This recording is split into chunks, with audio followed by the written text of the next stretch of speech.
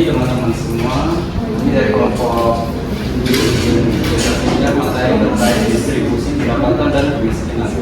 Sebelumnya perkenalkan, nama saya Dwi Fathurrahman. Nama saya Aminatul Zahra. Nama saya Kiranya Gimana Hamdani. Nama saya Tiara Berfitri. Nama saya Farid Lobi. Oke, kita lanjut ke materinya.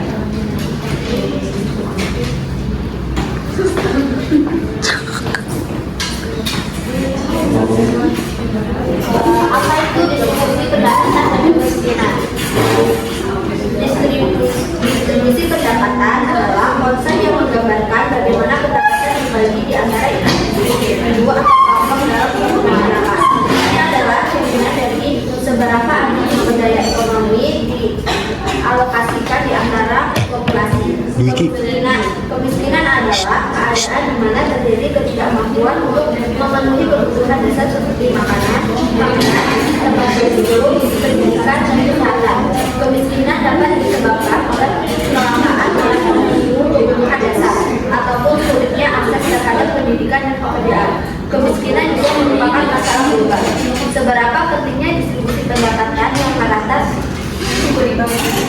Seberapa pentingnya distribusi pendapatan yang merata sehingga dapat mengurangi kemiskinan. Distribusi pendapatan yang merata penting untuk meningkatkan kemakmuran dan mengurangi kemiskinan karena menciptakan keadilan, mendorong pertumbuhan ekonomi yang lebih stabil, dan meningkatkan kualitas hidup masyarakat secara keseluruhan. Kemerataan pendapatan belum memungkinkan masyarakat miskin memenuhi kebutuhan dasar, memberikan kesempatan yang lebih baik bagi masyarakat di daerah tertinggal, serta membantu mengatasi ketimpangan sosial yang bisa melemahkan stabilitas ekonomi dan sosial. Dampak positif distribusi pendapatan yang merata, yaitu mengurangi kemiskinan, meningkatkan kemakmuran, meningkatkan kualitas hidup, menciptakan keadilan sosial. Cara mencapai distribusi pendapatan yang merata yaitu meningkatkan UMKM, meningkatkan sumber daya manusia, pemberdayaan masyarakat.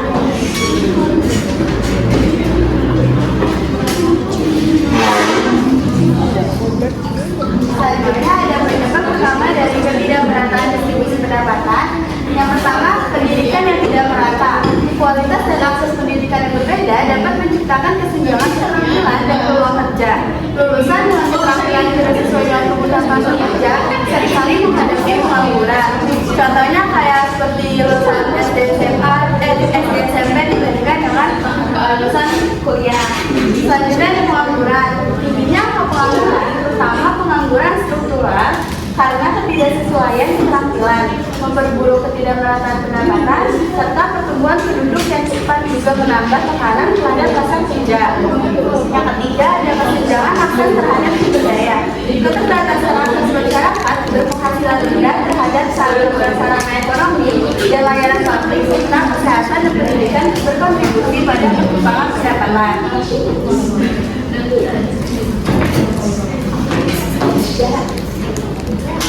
Selanjutnya kondisi tingkat kemiskinan di Papua September 2004. Hasil studi kasus di daerah Papua, tingkat kemiskinan di provinsi Papua mencapai 18,9%. Angka ini berarti bahwa dari setiap 100% 100 orang penduduk di provinsi tersebut, sekitar 18 hingga 19 orang merupakan penduduk miskin.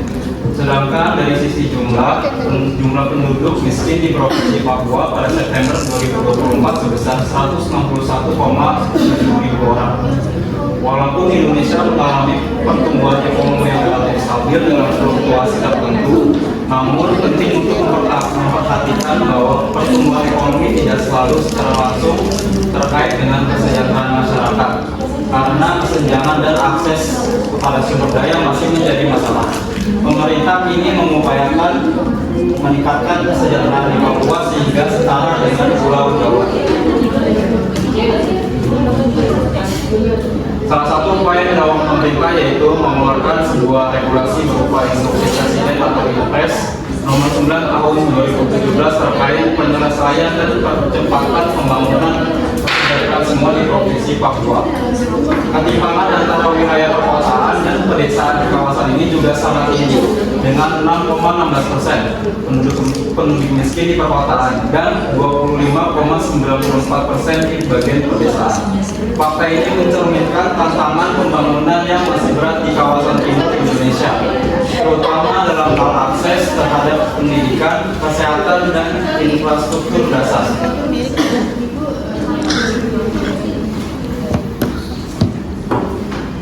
Kita lanjut di dampak ketimpangan kemiskinan Provinsi Papua.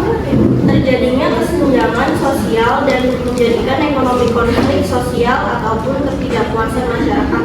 Yang kedua, efek jangka panjang generasi muda di wilayah tertinggal kurang akses ke pendidikan pekerjaan sehingga siklus kemiskinan sulit diputus. Yang ketiga, pembangunan yang tidak menyeluruh menjadikan sumber daya alam digali tapi manfaat tidak tercapai oleh masyarakat tempat. Lanjut ke faktor penyebab ketimpangan dan kemiskinan di Papua. Banyak wilayah terpencil, infrastruktur terbatas, biaya logistik tinggi, akses ke pendidikan dan layanan kesehatan terbatas. Meskipun Papua kaya sumber daya alam, pendapatan dari sektor-sektor besar, miring dan tambang tidak selalu merata ke masyarakat lokal. Kondisi geografis yang sulit dijangkau dapat menghambat akses ke berbagai peluang dan layanan. Bencana alam yang disebabkan oleh perubahan iklim dapat berdampak pada masyarakat yang sudah rentan. Lanjut ke upaya terhadap ketimpangan dan kemiskinan di Papua.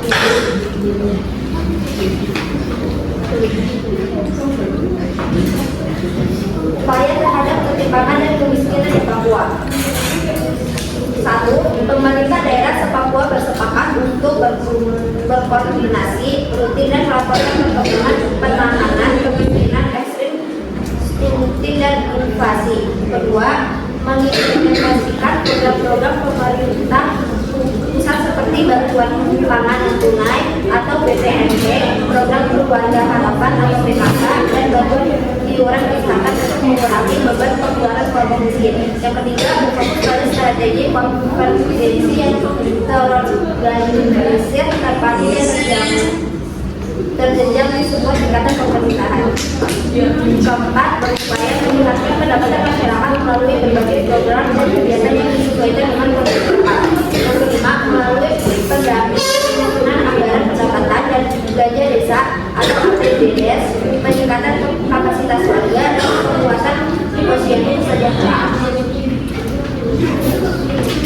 Selanjutnya ada ketimpangan distribusi pendapatan di Provinsi Papua Barat pada tahun 2025 sampai dengan 2020. Data ketimpangan pendapatan Provinsi Papua pada tahun 2020 menunjukkan bahwa indeks Gini di Papua dan Papua Barat tergolong menengah. Pada tahun 2018, indeks Gini di Papua adalah 0,38, sedangkan di Papua Barat adalah 0,39. Pada tahun 2019 dan 2020, indeks Gini di Papua meningkat menjadi 0,39, sementara di Papua Barat menurun menjadi 0,38. Indeks Gini digunakan untuk mengukur tingkat pendapatan suatu wilayah secara belum absen, Cok. dengan nilai di atas 0,3 hingga 0,5 dianggap dalam ketimpangan moderat. Di Papua sebanyak 28,5% penduduknya tergolong miskin, sedangkan di Papua Barat presentasi penduduk miskin mencapai 25,4%. Oke, lanjut di penyebab ketimpangan distribusi pendapatan di Provinsi Papua Barat. Kesenjangan ekonomi atau ketimpangan dalam distribusi pendapatan antara kelompok masyarakat berpendapatan tinggi dan kelompok berpendapatan berdasarkan tingkat kemiskinan atau jumlah orang yang berada di bawah garis kemiskinan. Perbedaan itulah yang menyebabkan ketimpangan sehingga diperlukan usaha dalam pembangunan ekonomi agar terciptanya pertumbuhan yang setinggi-tingginya dan juga menghapus atau mengurangi tingkat kemiskinan, ketimpangan pendapatan, dan tingkat pengangguran. Kesempatan kerja bagi masyarakat akan memberikan pendapatan sebelum memenuhi kebutuhan hidupnya. Lanjut di upaya terhadap ketimpangan distribusi pendapatan di Provinsi Papua. Nomor 1, untuk menurunkan tingkat ketimpangan distribusi pendapatan, sebaiknya pemerintah membuat strategi kebijakan pembangunan yang lebih tepat, sasaran, dan efektif dalam pemecahan masalah ketimpangan serta kemiskinan. Tidak hanya mengejar pertumbuhan ekonomi yang tinggi, namun hanya dinikmati oleh golongan masyarakat berpendapatan tinggi. Nomor 2, pemerintah Provinsi Papua Barat harus mengeluarkan anggaran tepat sasaran agar dirasakan oleh masyarakat dan dengan membangun infrastruktur serta memberikan kebutuhan dasar, yaitu sandang, pangan, papan, akses kesehatan serta pendidikan. Nomor 3, pemerintah harus membuka lapangan pekerjaan agar pengangguran berkurang dan masyarakat yang memiliki pekerjaan bisa memenuhi kebutuhan hidupnya agar ketimpangan distribusi pendapatan berkurang.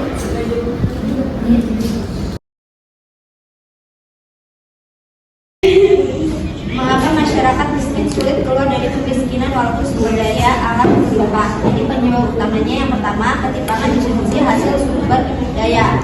Pendapatan dari tambang atau minyak atau hasil alam sering mengalir ke perusahaan besar atau pusat, bukan masyarakat lokal.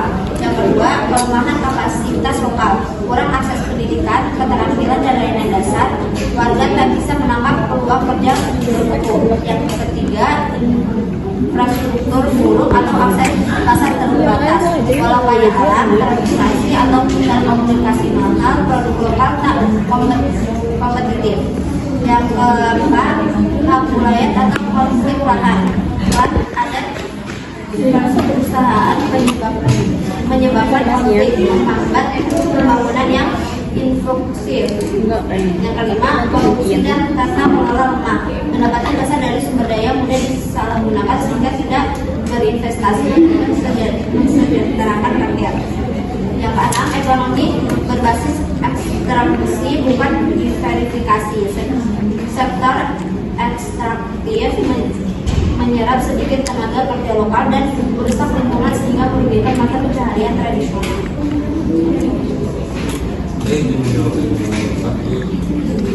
Jika kamu adalah pemimpin di Papua Barat, apa yang harus kamu lakukan?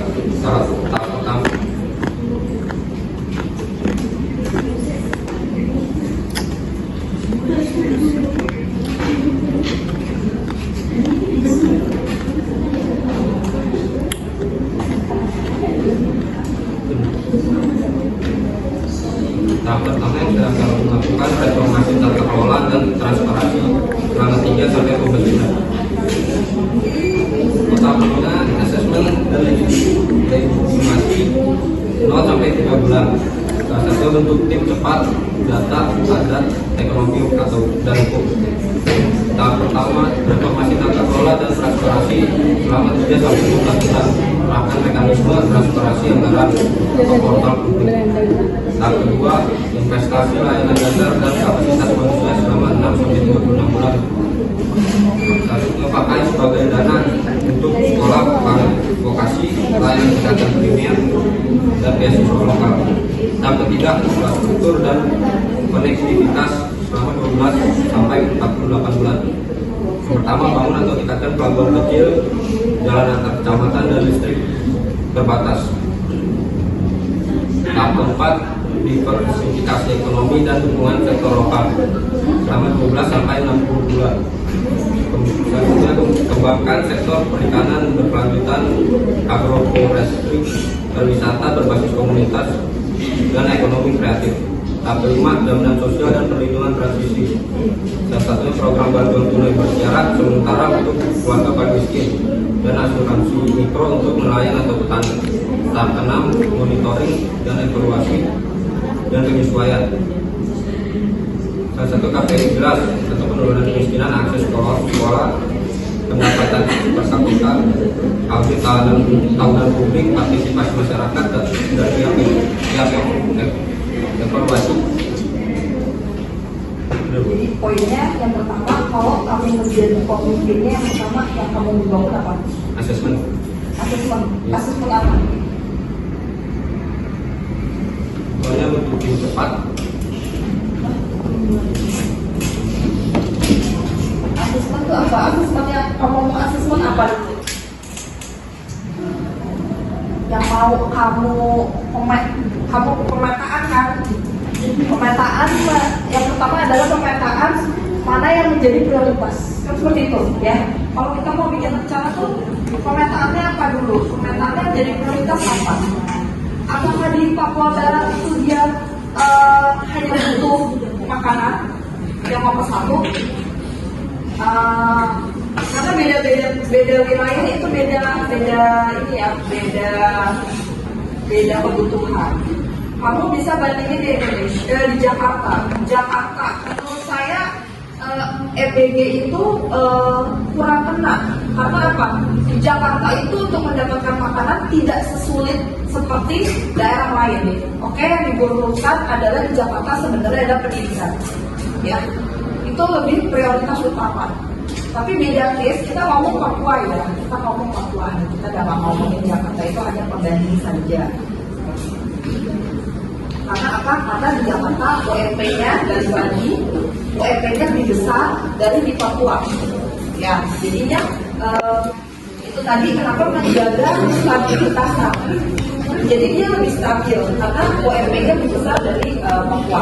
Sedangkan di Papua itu yang pertama, kalau kamu pendapat kamu pribadi yang pertama apa yang mau kamu bangun di Papua? Yang menurut kamu adalah prioritas. Infrastruktur, oke. Karena dengan infrastruktur kamu merasa akan dapat pergerakan ekonomi. Dengan infrastruktur kita masuk ngomongin pemenuhan kebutuhan. Karena dengan pemenuhan kebutuhan yang banyak pun kalau tidak ada infrastrukturnya, tidak ada distribusinya, tidak akan jalan. Oke, that's right. Terus habis itu poin prioritasnya lagi. Pemberdayaan ekonomi yang nasional. Contohnya dengan bisa modal usaha untuk yang sama. cocok nggak UMKM di daerah Papua Barat? Enggak kan? Nah, itu berarti bukan prioritas. Oke. Jaminan sosialnya itu apa? Baik itu. Kayak bantuan tunai ke masyarakat. Oke, masih bisa prioritas. Cara membangunkan oke. Terus apa lagi deh? Cara membangun ekonominya itu mungkin kita taruh di bagian belakang ya. Oke. Apalagi yang jadi prioritas lagi? Pendidikan, oke. Tapi masih mungkin ada lagi yang lebih prioritas lagi?